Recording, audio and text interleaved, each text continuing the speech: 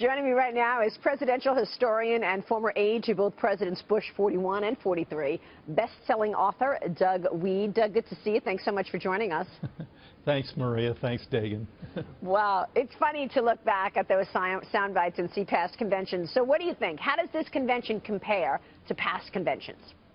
Wow. You know, what I keep seeing on all the channels and all the coverage of the convention, how history repeats itself, I see a candidate out there who's new, who's changing the party, who's collected more votes than any other candidate before him in the primary process and has turned that process on its head.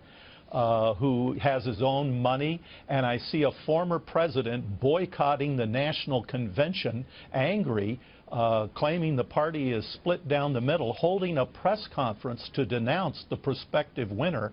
And that contest was 1960, and the former president was Harry S. Truman, who held the press conference to attack John Kennedy and announce he was withdrawing as a delegate from Missouri and would not attend Los Angeles.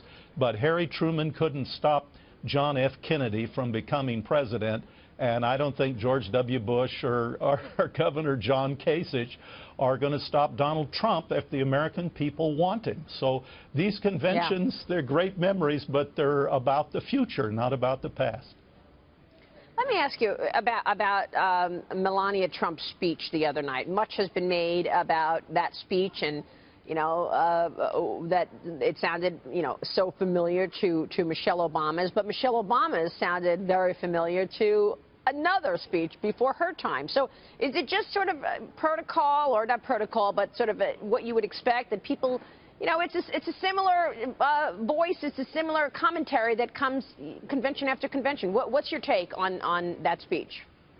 Oh, I think the issue of the speech is serious. One concern I have in watching these conventions is how will they unite.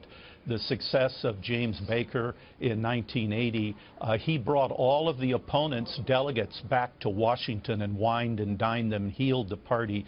Lee Atwater did that in 1988, too. So I question a little bit the competency of Paul Manafort in 1996. He didn't do that. It was kind of like if you opposed Bob Dole in 1996, hey, pal, you backed the wrong horse. See you later. I hope this time that Manafort will learn from Baker and from Atwater and will bring all these opposition delegates, Cruz delegates, Rubio delegates back to Washington, unite the party.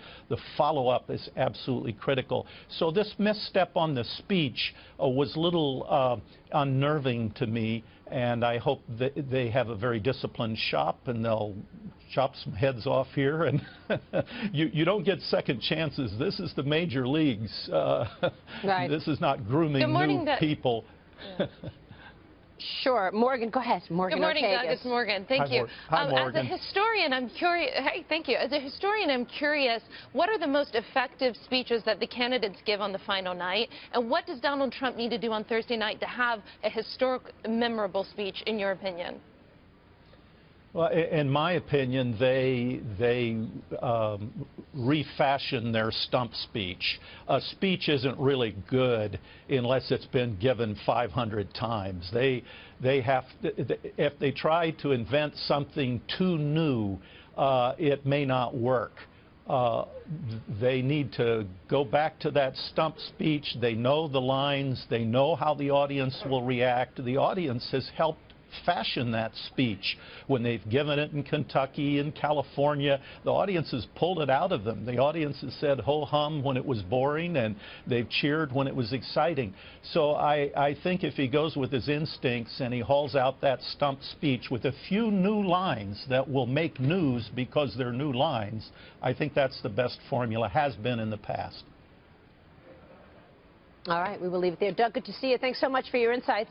Thanks, Maria. Hi, Morgan. Thank you.